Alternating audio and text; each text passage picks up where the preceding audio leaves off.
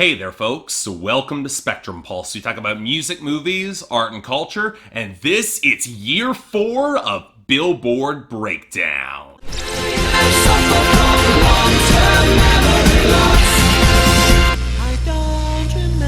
So we're now starting the 4th year of this series on YouTube, and the plan, at least for me, is that we'd start off with a bang, the flurry of activity that you would expect coming from the massive release of Taylor Swift's new album, Reputation. And yet, as I kind of predicted last week, the impact was pretty muted, thanks to her one-sided war with streaming that led to the album still not up on those platforms. So what could have been a blowout actually falls kind of limp, and the week actually turns out pretty quiet and pretty terrible, so I guess that happens. But let's start off with our top 10, where, as I also predicted, Rockstar by Post Malone featuring 21 Savage is hanging on to number 1 thanks to tremendous streaming, but let's get real, it's still very solvent in other categories, with consistent airplay gains and good sales. And I feel I need to stress this because it really comes down to a margins game between it and Havana by Camila Cabello and Young Thug at number 2. Yes, that song has more momentum on the radio, and really much better sales and YouTube, but even though it narrowed the on-demand gap considerably, it just doesn't look like it recovered enough in streaming in to make up that margin. And it also doesn't help that making a rebound back to the top at number 3, we have Gucci Gang by Lil Pump, with absolutely huge YouTube numbers and considerable streaming, which would cut into that. Although where I would likely put more money on what made up the difference here came in some of the sales numbers, which were pretty decent and picked up considerably in spite of the radio, which seemed much more interested in propping up Thunder by Imagine Dragons at number 4, which is now at the very top of that format. And yet, with sales starting to dip, I do wonder if the momentum will stall out in the coming weeks, and frankly, I wouldn't have a problem with it. Took it above Bodak Yellow by Cardi B at number 5, but that shouldn't be any surprise. That song is losing in all categories, even streaming, and I can see this falling out of the top 10 pretty fast. Now compare this to Too Good at Goodbyes by Sam Smith, which, yes, had a good sales week to hold it at number 6, but radio numbers were all over the place again, and on-demand streaming has never been great for this song. What you can't expect it to eventually pass that song is Perfect by Ed Sheeran up to number 7, which might have had streaming losses as YouTube kind of ebbed off the release of the video, just dying off a bit, but on-demand streaming, sales, and especially the radio are all about this song. Definitely puts it above 1-800-273-8255 by Logic featuring Alessia Cara and Khalid down at number 8, which still has longevity to show up even as it continues fading on all categories, but maybe it's just not fading as fast as Feel It Still by Portugal the Man down to number 9, where both radio and sales are evaporating. That's really what's all that's keeping that song afloat. And yet, it's still enough to keep it above Mi Gente by J Balvin, Willie William featuring Beyonce at number 10, which might have wavered on the radio, but that was losing everywhere else, and the sooner it gets some real competition, it's out of the top 10. And on that fun topic are losers and dropouts. And really, I'm not complaining at all about the big ones in this category. Wild Thoughts by DJ Khaled featuring Rihanna and Bryson Tiller is probably the best of them. Then we have Glorious by Macklemore featuring Skylar Grey. And finally, Body Like a Back Row by Sam Hunt. It's gone. Now, shame our losers fall into a slightly weirder grouping, with the biggest set of losses falling for 21 Savage, with Bank Account falling down to 27, and his collaborations with Offset and Metro Boomin both losing, with Ghostface Kills with Travis Scott down to 57, and Rap Save Me down to 88. Then we have the losers based off of fading album hype, namely Every Little Thing by Carly Pearce down to 72, and Questions by Chris Brown down to 91. Of course, we could also bucket the sharp drop-off for Call It What You Want by Taylor Swift into the same category, as it fell down to 73, but really that's just me being cute. And finally, we've got Lemon by N.E.R.D. and Rihanna dipping off its debut to 79, and honestly, even despite mostly liking that song, I'm not really surprised. It's too unstructured to really stick for a lot of radio pickup there. Now, where things will get a little bit more interesting are in our sparse list of returning entries and gains. And yes, you're getting Too Much to Ask by Niall Horan back at 98 because of a little bit of radio growth, but the real story is Love by Kendrick Lamar featuring Zakari, which looks to be positioned as the next big single, with it finally getting a push on the radio and a streaming boost. Shame it came a few weeks too late to make the year-end list for 2017, but let's hope it actually sticks around. It's currently bucking against that recurrent rule. It's a damn good crossover song. Shame I don't really have much good to say about our gains here, with the only considerable one coming for Ready For It by Taylor Swift getting the solitary significant boost off of Reputation to go up to 18. Beyond that, though,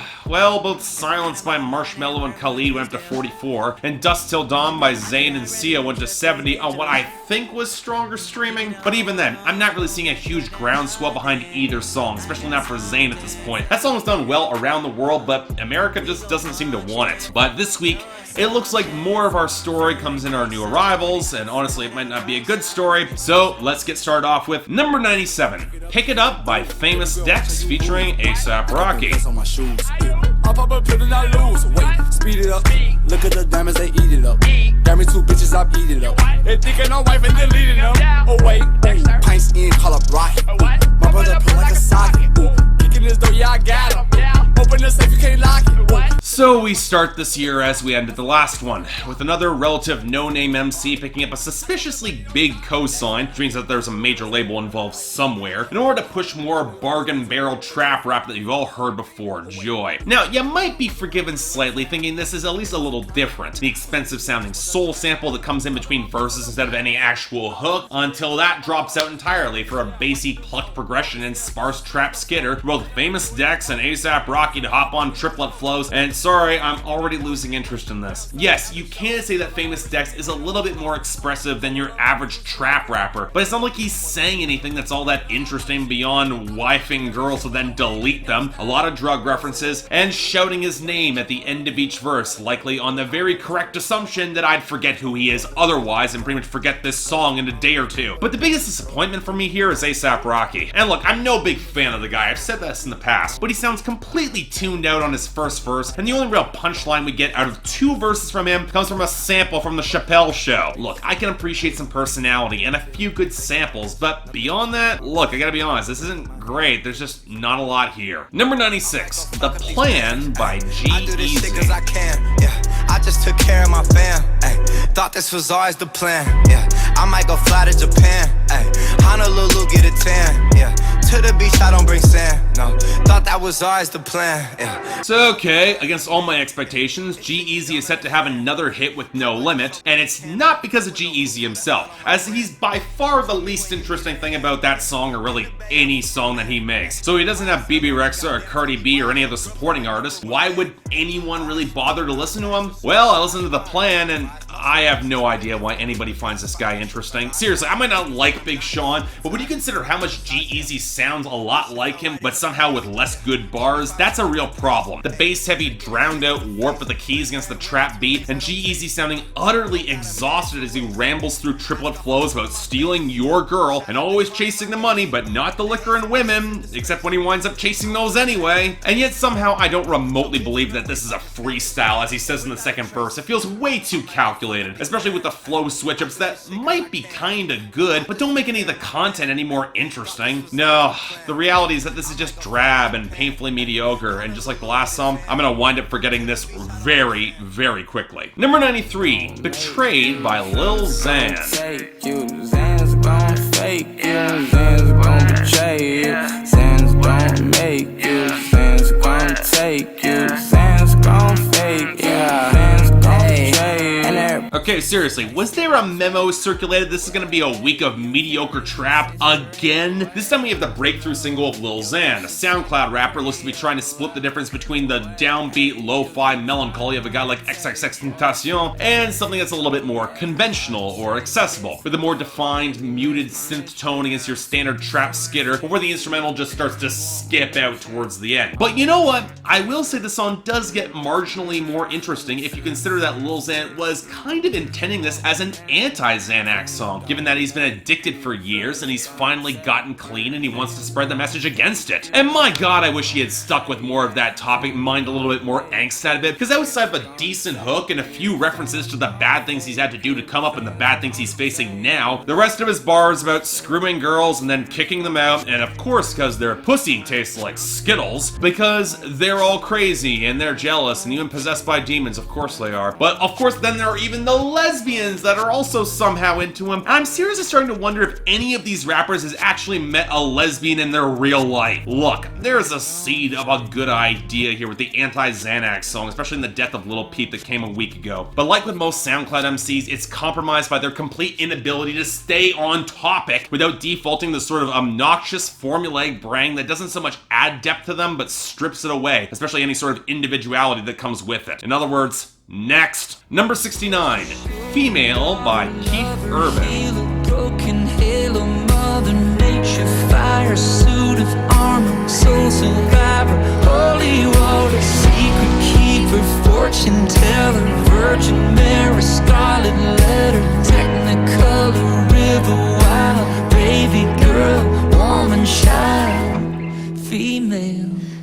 I heard about the controversy around the song long before I actually heard the track. I heard it was partially inspired by the sexual assault scandals that have been unmasked in ever-increasing numbers day after day after day. That Keith Urban's songwriters, because of course he didn't write this, they wanted to create something that spoke directly to men about this issue, because the sad fact is that country radio wouldn't listen to or play women talking about this. And then came the backlash, that this was less about empowering women or speaking truth to power, and more about Keith Urban presuming to speak for and about women's issues without elevating female artists. Hell, the backing vocals on the song came from his wife, not any other female artist who's up and coming. And then came the backlash to the backlash, where guys will only listen to other guys anyway, and he's clearly trying to be positive and be on the right side here, so why are you complaining? And I can't help but feel like the women got explained out of a song that's supposed to be about empowering them, because a few important factors of context become very important here why I don't really like this. Number one, the primary audience for Keith Urban's pop country trends demographically towards women, and more importantly,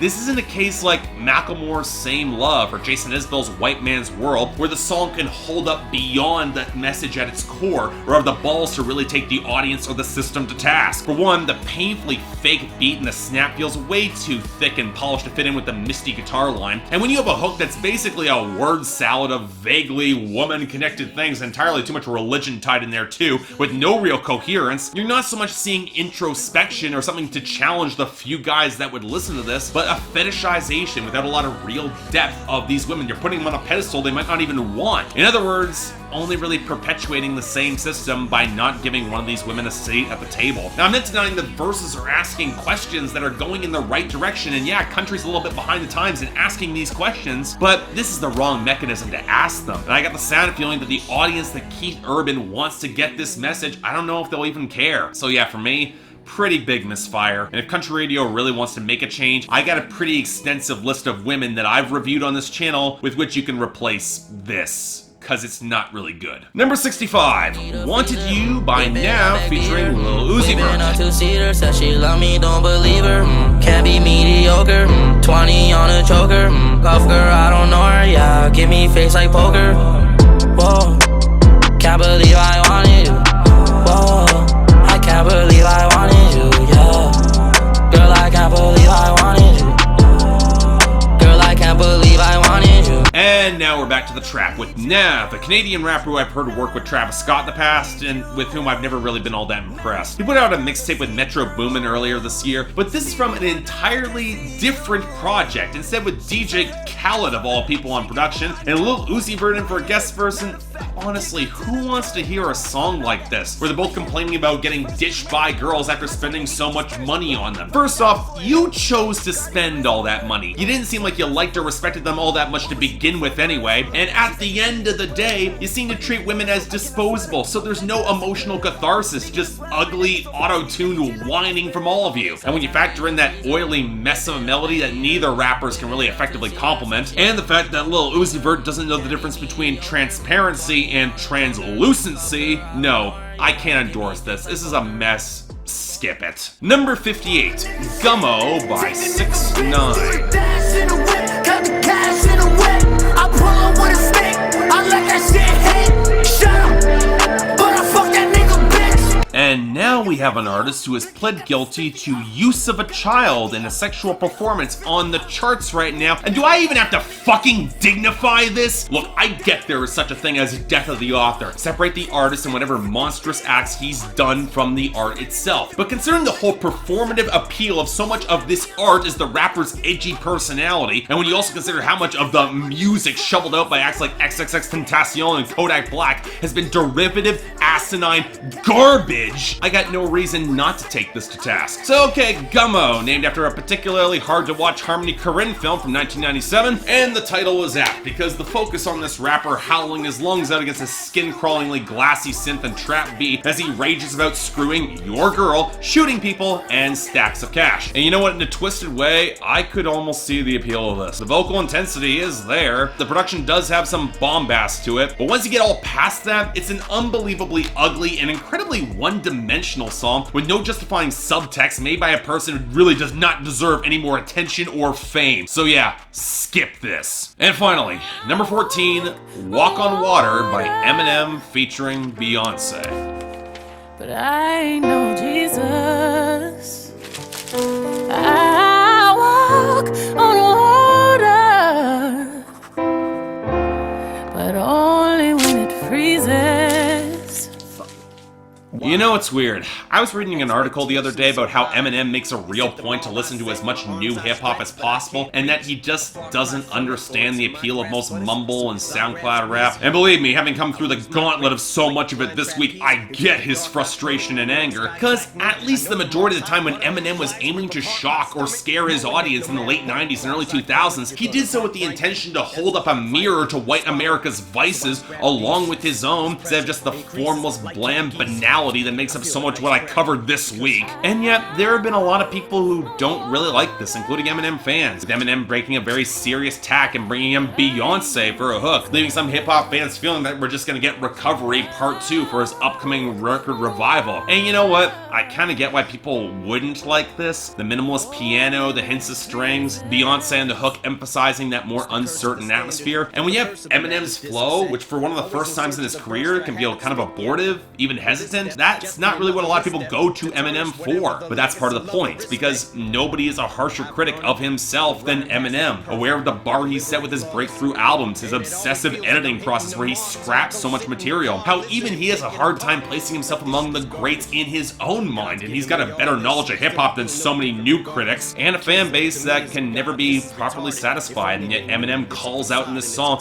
has bought into him for so many of the wrong reasons. And while he should have nothing to worry about, and the only person whose opinion that should really matter to him is proofs, Eminem is too much of a perfectionist, and even now he's more acutely aware that his time in the spotlight might be spent, and that does get to him, and he's willing to say that. You know, I get the impression M just wants more people to see him as the man, not the rap god or the titan anymore. But he also wants to go out on his own terms with this place in history secure and intact. And you know what? I can respect that, even if I will say this works kind of less as a song in itself and more as a fresh mission statement. And that definitely makes me kind of intrigued for what Revival could bring here. And you know what? In terms of what we got this week, I can't give out an honorable mention. This is handily the best of the week, though. I do like it. But for the worst, dear God, do I have to just pick one? I think I'm gonna give it to Wanted You by Nav and Lil Uzi Vert for being the least tolerable and having the least redeeming factors, with a tie going for dishonorable mention going to Female by Keith Urban for nearly completely fumbling a really good message and idea, and Gummo by 6ix9ine for living up to the worst of his ideas. No idea which around here is gonna stick around, but the sooner most of this is gone, the better. But hey,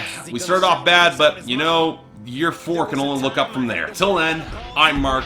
You're watching Billboard Breakdown on Spectrum Pulse, and I'll see you.